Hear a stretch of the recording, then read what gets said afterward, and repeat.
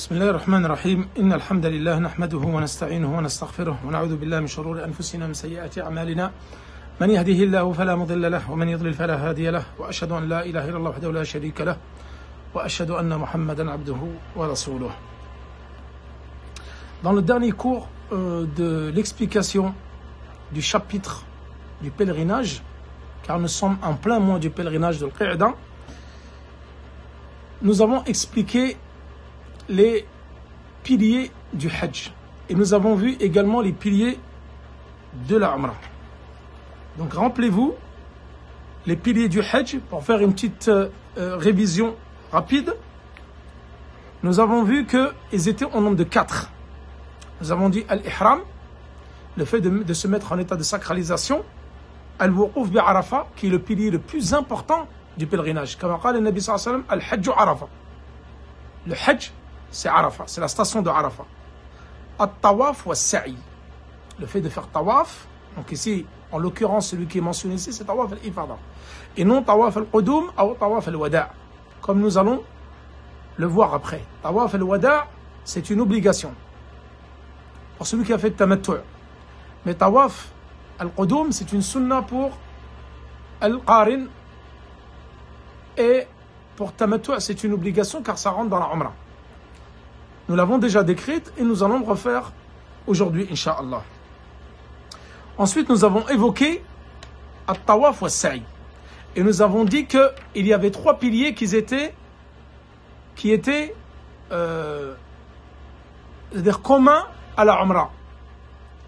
Et le pilier qui se différenciait par rapport à la Umrah, dans le Hajj, c'était le Wuquf bi-Arafa. Car dans la Umrah, comme vous le savez, il n'y a pas de station au Mont Arafat. Ceci est réservé exclusivement pour le pèlerinage.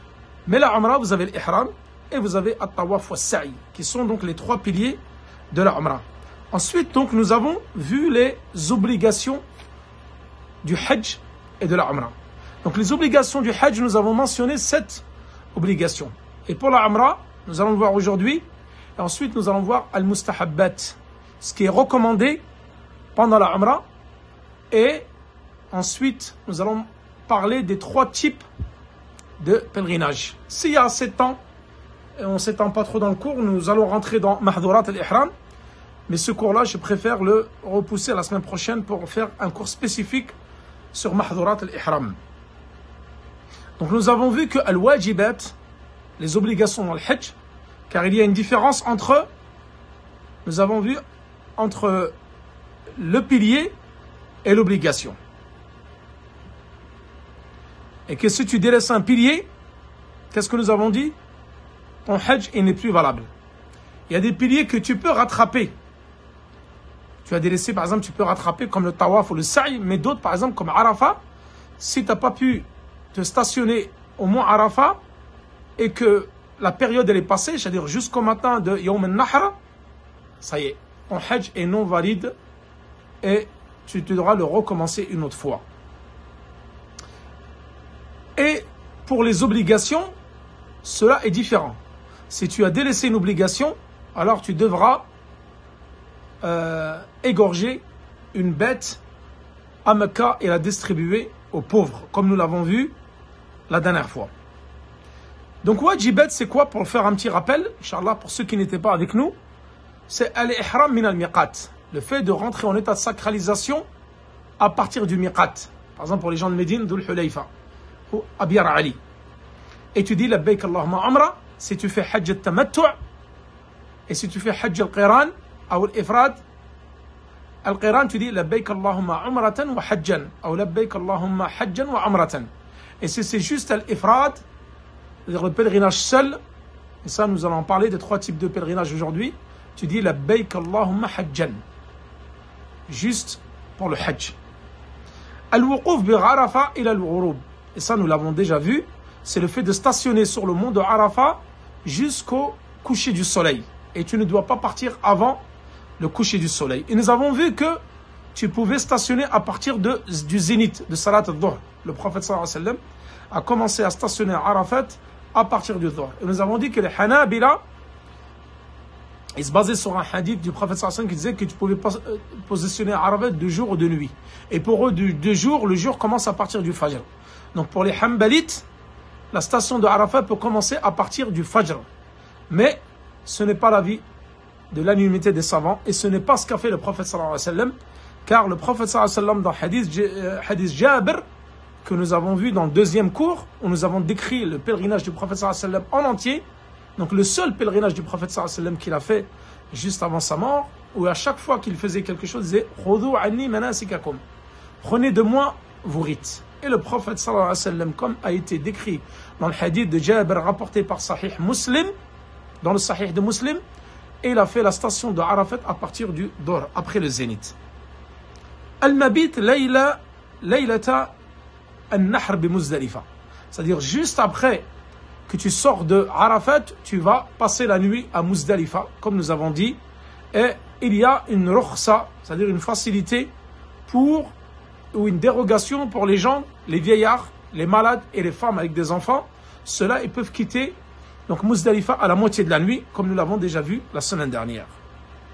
Alors que les autres, ceux qui sont en pleine santé, doivent rester à Muzdalifa. Soit tu dors ou tu dors pas. Al-Mabit, al-Maqsoud bil-Mabit, t'es pas obligé de dormir, c'est le fait de rester à Muzdalifa toute la nuit, jusqu'au matin. Et donc après Shuruq, tu fais beaucoup de dua jusqu'au Shuruq. Après Tantaliq, et là Mina, tu vas jusqu'à Mina pour ramasser des pierres et lapider les stèles, comme le prophète sallallahu alayhi wa sallam, il l'a fait. Tu lapides les stèles, Jamratul Aqaba. Ensuite tu te diriges à la mosquée sacrée pour faire Tawaf al-Ifada. Mais le prophète sallallahu alayhi wa sallam, avant cela, il avait égorgé les bêtes, comme nous l'avons vu dans le hadith de Jabir radiyallahu anhu. Ensuite, layali ayyam al-tashriq, donc les 2 nuits que tu vas passer après le jour du Eid, Yawm al-Nahr, le jour du sacrifice, tu vas rester normalement le 11, 12 et 13. Et ceux qui veulent partir à partir du 12, la haraj. Donc ta'jil, ceux qui veulent faire le ta'jil, c'est-à-dire l'empressement, il ne reste que 2 jours, donc ils vont faire deux nuits, parce qu'ils vont faire la nuit du 11 et la nuit du 12. Et il y en a qui vont faire 3 nuits.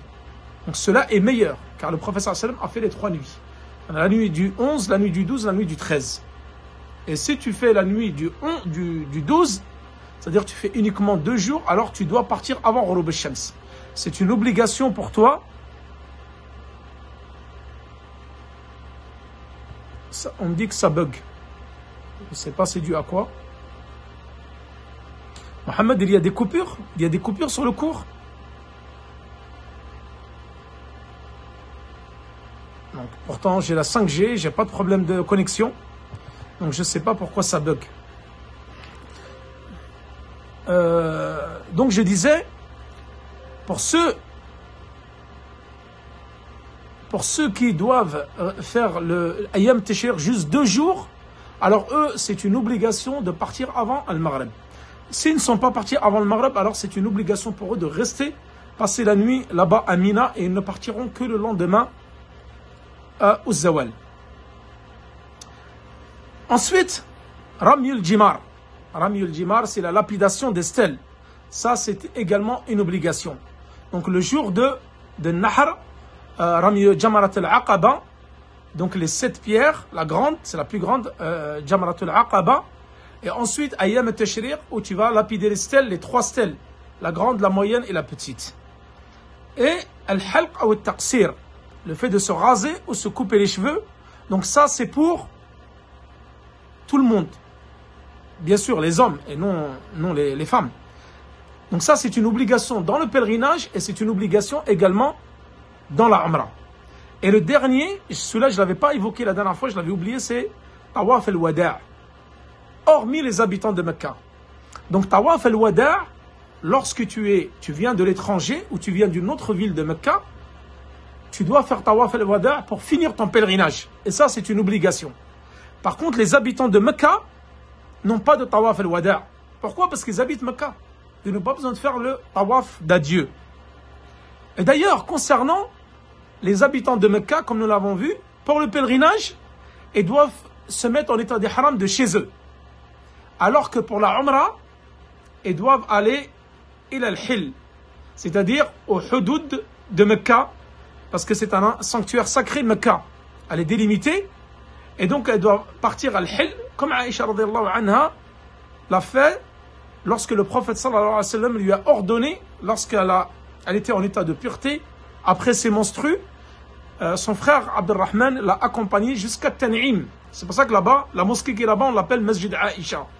Parce que Aïcha radhiyallahu anha, elle est partie là-bas avec son frère pendant donc le pèlerinage d'adieu du prophète sallallahu alayhi wa sallam. Et elle est partie là-bas parce qu'elle n'a pas pu faire sa umrah, comme nous allons le voir maintenant, parce qu'elle a fait Hajj al-Tamattu' et elle n'a pas pu faire la umrah. Arrivée à Mecca, radhiyallahu anha, elle a eu ses menstrues. Donc elle pouvait que faire que le pèlerinage, et la umrah, donc elle l'a retardée après qu'elle ait retrouvé donc son état de pureté, et le prophète lui a dit d'aller à Al-Hil. Al-Hil, c'est hors des frontières de Mecca. Donc Tawaf al-Wada', comme nous avons dit, donc pour les habitants de Mecca, le pèlerinage, ils font les harams de chez eux, et pour la umrah, ils doivent sortir il al-Hil, c'est-à-dire il al-Tan'im. Et là donc, nous allons parler spécifiquement des 3 types de pèlerinage. Donc concernant les obligations pour la umrah, c'est al-ihram min al-miqat wal-halq ou al-taqsir. Donc la umrah, le hajj, il a 4 piliers, la umrah, elle en a 3. Au niveau des obligations, le hajj, il a 7 obligations, et la umrah, elle en a 2. C'est quoi? Al-ihram min al-miqat et al-halq ou al-taqsir.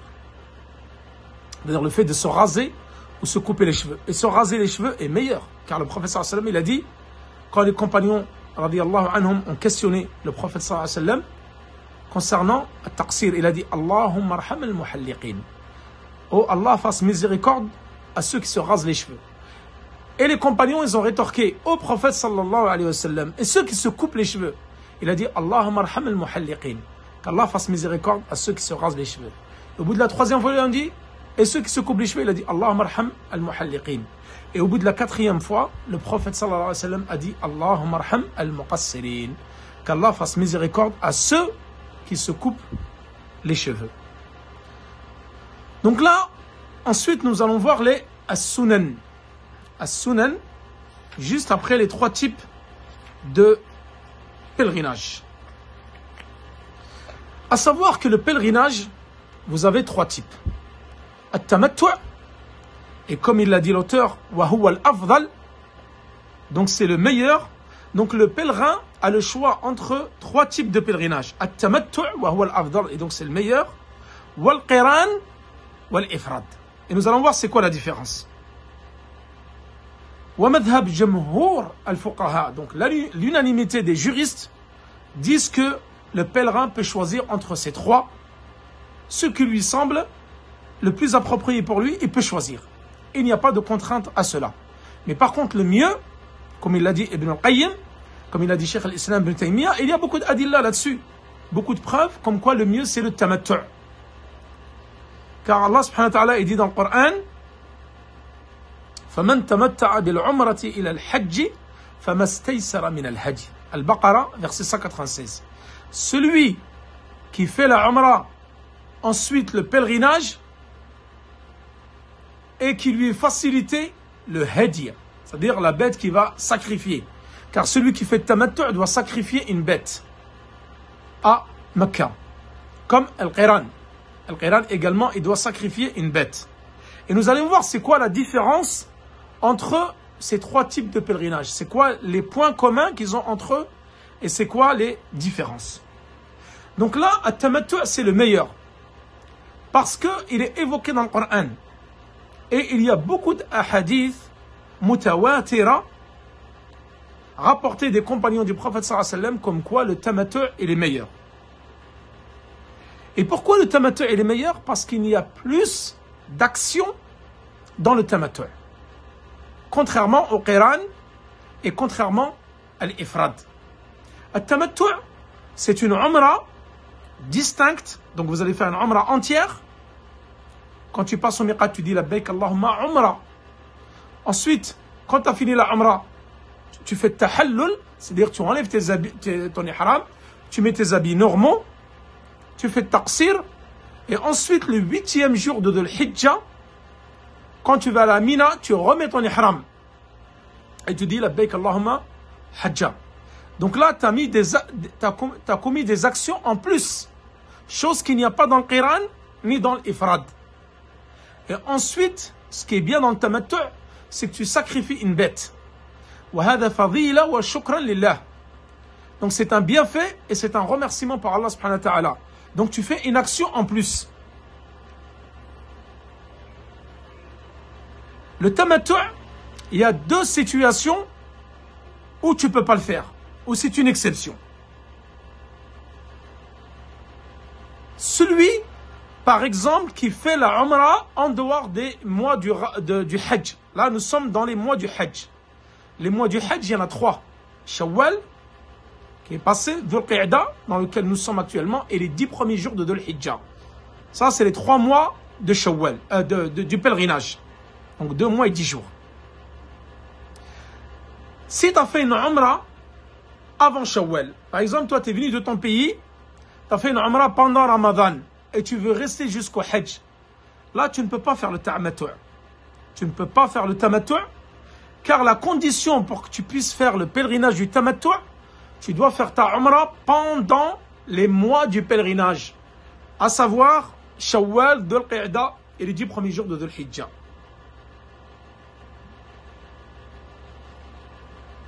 Et deuxième situation où tu ne peux pas faire le tamattu', comme il l'a fait le prophète sallam, parce que le prophète sallam n'a pas fait le tamattu', il a fait al-Qiran, parce qu'il a ramené avec lui la bête qu'il allait sacrifier. Et Ali radiyallahu anhu, il avait ramené également des bêtes du Yémen. Et les compagnons, dans Hujjat al-Wada', ceux qui n'avaient pas de hadi, qui n'avaient pas ramené avec eux leur bête, qui devaient sacrifier le jour du sacrifice, le prophète sallallahu alayhi wa sallam leur a ordonné de tahallul, d'enlever leur habit de sacralisation. Chose que les compagnons n'ont pas compris. Ils étaient plutôt surpris et ils ont eu du mal ils ont retardé l'obéissance au prophète sallallahu alayhi wa sallam concernant cela, car ils ne comprenaient pas que le prophète sallallahu alayhi wa sallam reste en état d'ihram, et eux qui n'avaient pas de bête, ils étaient obligés de faire le tahallul et attendre le 8e jour pour se remettre en état d'ihram et rentrer dans le pèlerinage. Parce que celui qui ramène la bête avec lui pour l'égorger ne peut pas faire le tamattu'. Il est obligé de faire al-Qiran, comme il a fait le prophète sallallahu alayhi wa sallam et les compagnons qui ont ramené leur bête à égorger avec eux. Donc ces 2 situations-là où tu ne peux pas faire le tamattu'. Donc celui qui ramène avec lui, al-Muhrim qui ramène avec lui une bête à égorger, le mieux pour lui c'est de faire al-Qiran, comme l'a fait le prophète sallallahu alayhi wa sallam. Et d'ailleurs, Ibn al-Qayyim voit qu'il est obligatoire de faire al-Qiran lorsque tu ramènes une bête avec toi. Mais ça, ce n'est plus d'actualité. Maintenant, lorsque tu fais le Qiran ou tu fais le tamattu', tu vas égorger directement à Mecca. Et d'ailleurs, c'est pas toi qui égorges. Tu vas à l'abattoir directement, tu achètes un coupon, tu vas à l'abattoir, et eux, tu vas voir ta bête, la suivre dans les chaînes, et ensuite ils vont l'égorger et tu ramasses ta bête. Tu peux en faire en cadeau et la distribuer aux pauvres, ou tu peux la récupérer entièrement. Et généralement, il y a des pauvres qui attendent devant les abattoirs, ou la récupérer carrément et aller en consommer une partie et en distribuer aux pauvres de Mecca une autre partie. À l'époque du prophète sallallahu alayhi wa sallam, eux, ils amenaient leurs bêtes, parce qu'il n'y avait pas forcément de bêtes là-bas sur place. Donc ceux qui faisaient le Qiran, ils ramenaient les bêtes avec eux pour les sacrifier. Donc ces gens-là, ils faisaient le Qiran. Ils ne faisaient pas le tamattu'. Et ceux qui ne ramenaient pas de bêtes avec eux faisaient le tamattu', et ensuite la bête, ils pouvaient l'acheter sur place directement au marché des bêtes et la sacrifier le jour du sacrifice. Donc là, pour le Qiran, celui qui vient avec sa bête, Ibn al-Qayyim, il dit, il lui est interdit de faire le tahallul. Il doit rester en état d'ihram jusqu'à qu'il sacrifie sa bête. Le tamattu', c'est quoi exactement? Le tamattu', c'est tu mets ton état d'ihram, n'importe quel jour pendant les mois du Hajj, tu viens à Mecca, tu fais une Umrah. Comme ça, aller faire une Umrah normale. Donc avec le tawaf, le sa'i, ensuite tu fais taqsir ou le halq, donc c'est mieux de faire le taqsir parce que tu vas refaire un autre halq derrière lorsque tu vas faire tawaf al-ifada. Donc quand tu vas faire tawaf al-ifada, là tu vas encore une deuxième fois te raser les cheveux. Donc le mieux, c'est te couper les cheveux et une deuxième fois tu les rases. Et lorsque le hajj va arriver, yawm al-tarwiya, c'est-à-dire le 8 de l'hijja, là tu vas revêtir ton habit de l'ihram, c'est-à-dire la bayk Allahumma hajja, et tu vas aller à Mina et faire les actions du hajj. Et ça, c'est le rite du hajj le plus complet. Et l'imam Ahmed, il voit que c'est le meilleur également parce qu'il dit que c'est celui où il y a le plus d'actions. Alors que le Qiran, c'est quoi le point commun entre le Qiran et le Tamattu'? C'est que le seul point commun qu'ils ont entre eux, c'est que les deux, ils vont sacrifier une bête. Les deux, ils ont un hadi. Il y en a un qui l'amène avec lui et l'autre qui l'achète directement sur place et qui l'égorge. Donc les deux, ils doivent sacrifier une bête. Alors que l'ifrad, il n'y a pas d'umrah.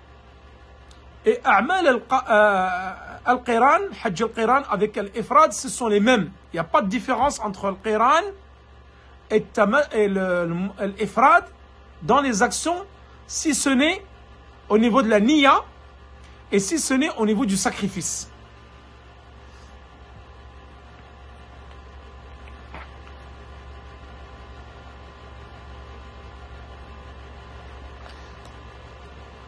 Donc, là, al-mufrid, celui qui fait l'ifrad, ou al-qarin, ils ont les mêmes actions.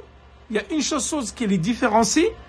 Tout d'abord, donc c'est la niya, parce que celui qui fait le qiran, il va dire labbayk Allahumma hajja wa umra. Il va rentrer la umra dans le hajj. Comme l'a fait le prophète sallallahu alayhi wa sallam, comme l'a fait Aïcha radhiyallahu anha. Ils vont rentrer la umra dans le hajj. Donc eux, ils ont un sa'i et un seul tawaf. Al-qiran et l'ifrad, dans ce type de pèlerinage-là, tu as un sa'i et un seul tawaf, c'est tawaf al-ifada. Donc le 10e jour, après la station de Arafat et après la nuit à Muzdalifa, quand tu vas aller à Mecca, tu vas faire tawaf al-ifada ou sa'i. Après tawaf al-ifada. Ce sa'i-là et ce tawaf-là, ils ont que ça. Al-qiran ou al-ifrad. Ils en ont qu'un. Si maintenant al-qarin, il veut faire tawaf al-qudum, c'est une sunna pour lui. Ce n'est pas une obligation. C'est juste une sunna. Mais lui, il a juste un seul sa'i. Il n'en a pas deux. Alors que le mutamatti', il a deux tawaf et il a deux sa'i. Il a tawaf al-qudum, qui correspond à sa umrah.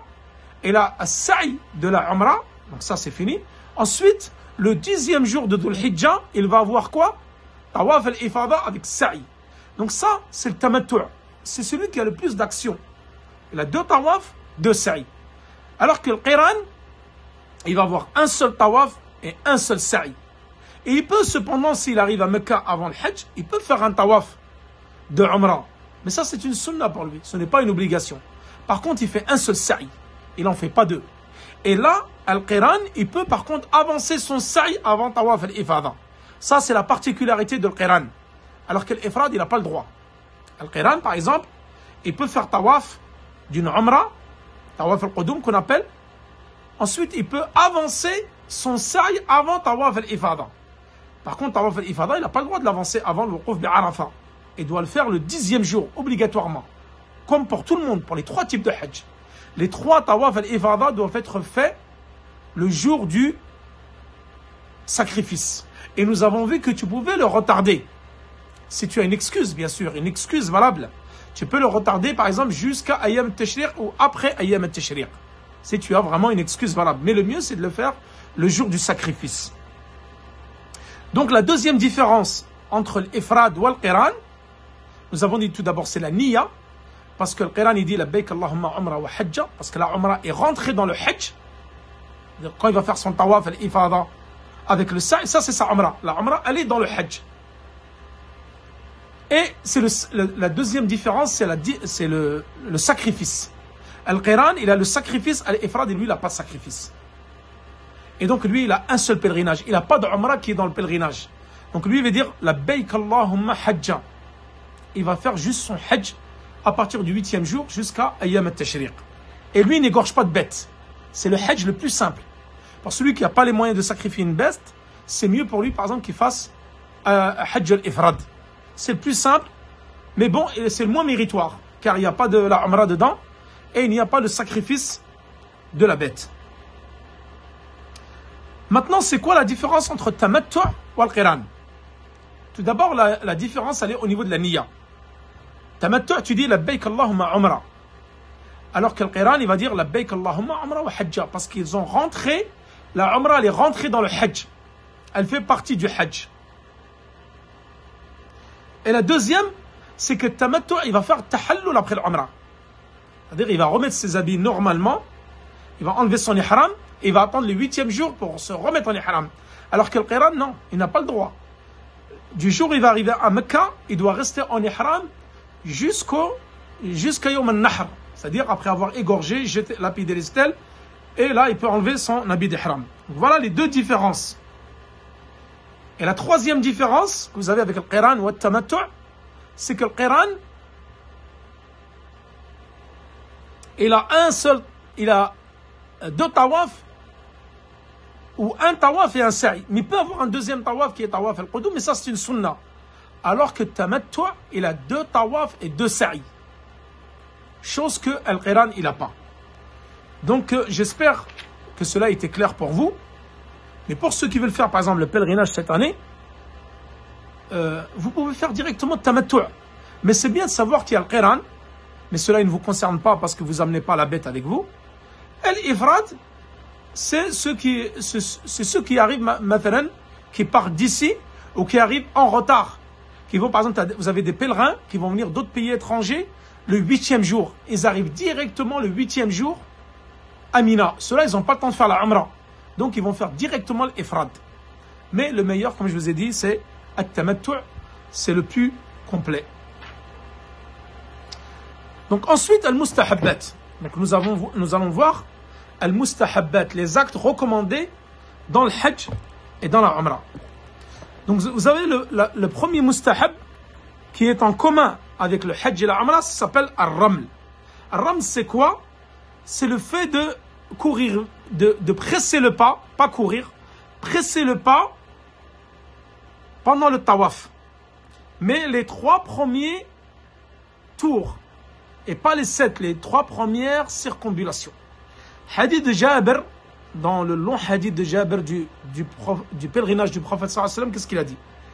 قال حتى إذا أتينا البيت معه استلم الركن فرمل 3 ومشى 4. Lorsque nous sommes arrivés à Al-Bayt, la maison sacrée, il a touché donc un rukn, la pierre noire. فرمل 3, il a pressé le pas pendant 3 tours. Ensuite, il a marché normalement pendant 4 tours. Il y a un hadith qui a été rapporté par Ahmed également, et un autre hadith de Abdullah ibn Abbas qui dit Al-Rasul sallallahu alayhi wa sallam wa ashabahu i'tamaru min al-Ji'rana faramalu bil-bayti 3 wa mashu 4. Rawahu Abu Daoud wa sahahahu al-Albani. Ce hadith de Ibn Abbas qui dit que le prophète sallallahu alayhi wa sallam, lorsqu'ils ont fait la Umrah de al-Ji'rana avec ses compagnons, le prophète il a fait sallallahu alayhi wa sallam, il a fait un seul pèlerinage et 4 Umrah. Et les 4 Umrah que le prophète sallallahu alayhi wa sallam a fait, c'était pendant le mois de Dhul Qa'da. Ce mois-ci, le prophète sallallahu alayhi wa sallam n'a jamais fait de Umrah pendant Ramadan ou les autres mois de l'année, uniquement pendant Dhul Qa'da. Donc, lorsqu'ils sont arrivés à la maison sacrée, ils ont empressé le pas pendant 3 tours et les 4 autres tours, ils ont marché normalement. Al-Ittiba' fi awwal al-tawaf. C'est quoi l'Ittiba'? C'est le fait pour les hommes de se découvrir l'épaule droite. Tu es en état d'ihram, tu découvres l'épaule droite uniquement pendant le tawaf. Ça, c'est une sunna. Mustahabba, recommandé. Pendant les 7 tours, tu te découvres l'épaule droite. Lorsque tu as fini, tu remets ton ihram et tu pries 2 rak'at derrière Maqam Ibrahim et ensuite pour le sa'i. Et ça, nous le verrons, Inch'Allah, à la fin des cours sur le Hajj, toutes les erreurs que les pèlerins commettent et les innovations qui sont commises pendant le Hajj et pendant la Umrah. Nous le verrons, ça, c'est tout à la fin. Lorsque nous ferons une description complète du pèlerinage, Inch'Allah. Ensuite, vous avez comme sunnah taqbil al-hajr al-aswad. Le fait d'embrasser ou de toucher la pierre noire. Ibn Omar, radiallahu anhu, il dit, j'ai vu le prophète sallallahu alayhi wa sallam, à chaque fois, il touchait la pierre noire avec sa main et l'embrassait sa main. Alors je ne cessais de le faire. Et Abu Tufayl, radiallahu anhu, également, il dit, j'ai vu le prophète sallallahu alayhi wa sallam tourner autour de la Kaaba. Yastalimu ruknu bimihjanin. Donc avec un espèce de bâton, avec une pointe au bout.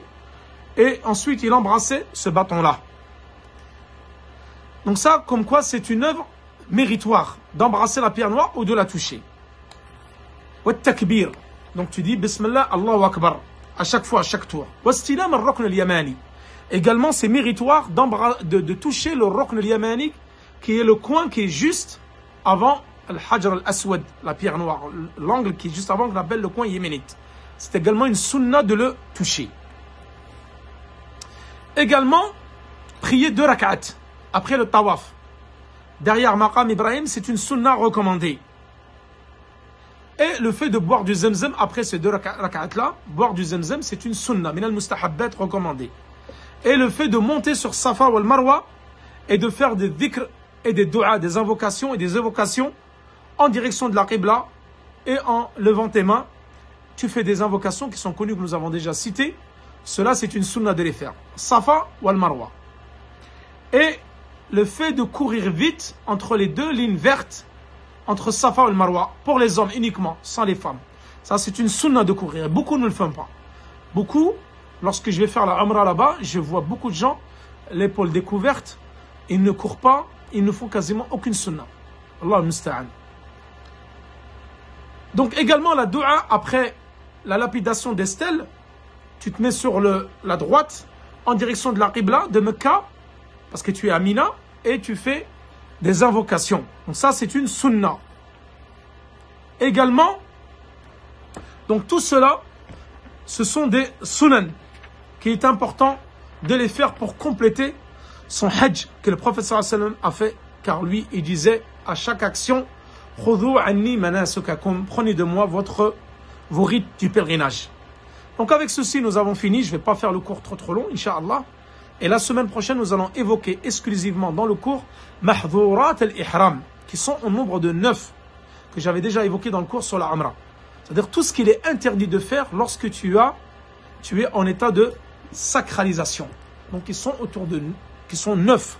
Le fait de se couper les cheveux, de prendre les poils de sa barbe, de sa moustache, des aisselles, du pipi, du corps, le fait de se couper les ongles, le fait de se parfumer, le fait d'avoir des rapports avec son épouse, le fait de contracter le mariage, le fait de demander la main d'une femme, et le fait de mettre des habits cousus, et le fait de se